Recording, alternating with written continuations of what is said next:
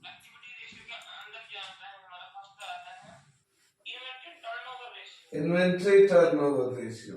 देखो पहली बात तो इन्वेंट्री का मतलब स्टॉक होता है, बिल्कुल बिल्कुल बताया आपने। तो इन्वेंट्री कहो या स्टॉक कहो बात एक ही है। टर्नओवर रेशियो, इन्वेंट्री को या स्टॉक को बात एक ही है। टर्नओवर रेशियो मैंने आपको बताया था, जैसे स्टॉक टर्नओवर रेशियो ऐसे ही डेटर टर्नओवर रेशियो। फॉर्मूला याद करने की एक ही टेक्निक है, ध्यान रखना ये जो बता रहा हूं।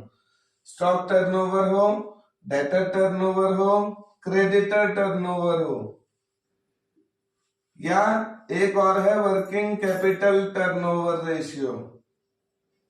वर्किंग कैपिटल टर्नओवर, हाँ, ये 5-4 रेशियो है, एक साथ याद होंगे। देखो इनके फॉर्मूले समझना क्या है, इनके एक चीज आनी है न्यूमरेटर में, एक चीज आनी है डिनोमिनेटर में। सबके एक ऊपर आना है, एक नीचे आना है। तो ऊपर क्या आना है, देखो स्टॉक होता है ना, जैसे मैंने कहा डेटर हमारे किससे बनते हैं,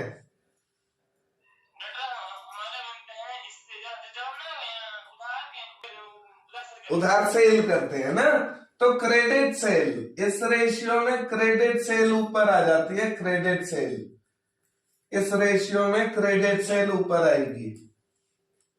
हाँ, उधार माल बिकेगा तभी डेटर बनेंगे, इसलिए क्रेडिट सेल ऊपर आएगी। क्रेडिटर किससे बनते हैं, क्रेडिट परचेज से, तो इसमें क्रेडिट परचेज ऊपर आएगा। नीचे क्या आएगा अभी मत सोचो, अभी सोचो ऊपर क्या आएगा, ऊपर को पहचानो।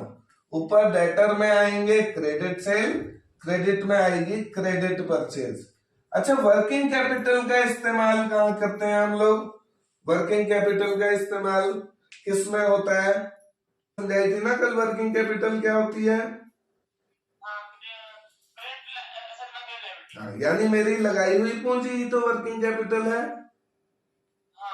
और वो मैंने किस में लगा रखी है, अपने धंधे में, गुड्स की सेल परचेज में लगा रखी है वो। तो मैंने टोटल सेल मेरी उससे इफेक्ट होती है वर्किंग कैपिटल से। मेरी टोटल सेल, मेरी बिक्री में मेरी वर्किंग कैपिटल का बहुत बड़ा योगदान होता है। बिक्री सेल से, टोटल सेल, सेल से कहते हैं नेट सेल, इसलिए इसमें नेट सेल ऊपर आती है, क्योंकि वर्किंग कैपिटल केवल क्रेडिट सेल के लिए वर्किंग कैपिटल का इस्तेमाल नहीं हुआ है, टोटल सेल के लिए वर्किंग कैपिटल का इस्तेमाल हुआ है।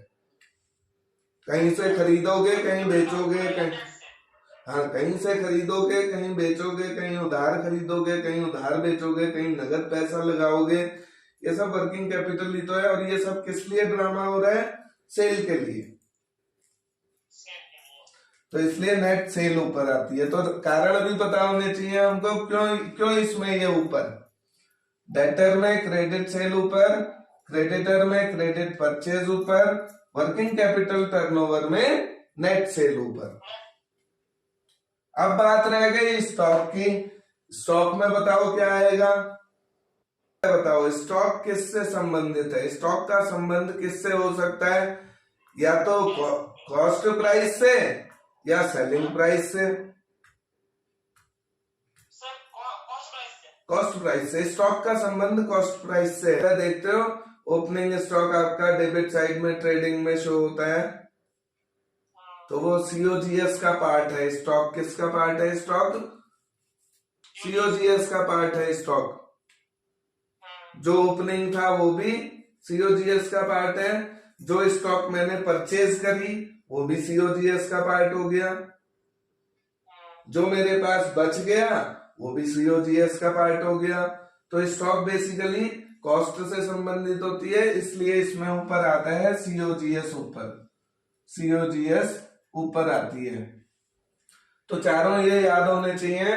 कैसे याद होने, तरीका भी बता दिया मैंने तुम्हें। वर्किंग कैपिटल नेट सेल ऊपर, क्रेडिटर टर्नओवर क्रेडिट परचेज ऊपर, डेटर टर्नओवर क्रेडिट सेल ऊपर, stock turnover cost of goods sold ऊपर। नीचे क्या आएगा भाई, स्टॉक टर्नओवर है तो एवरेज स्टॉक, स्टॉक टर्नओवर है तो एवरेज स्टॉक, एवरेज जो भी चीज है ना उसके आगे एवरेज लगा दो, average stock, average debtor, average creditor, बस यहाँ एवरेज मत लगाना, इसकी एवरेज नहीं होती है, ये वर्किंग कैपिटल ये होती है।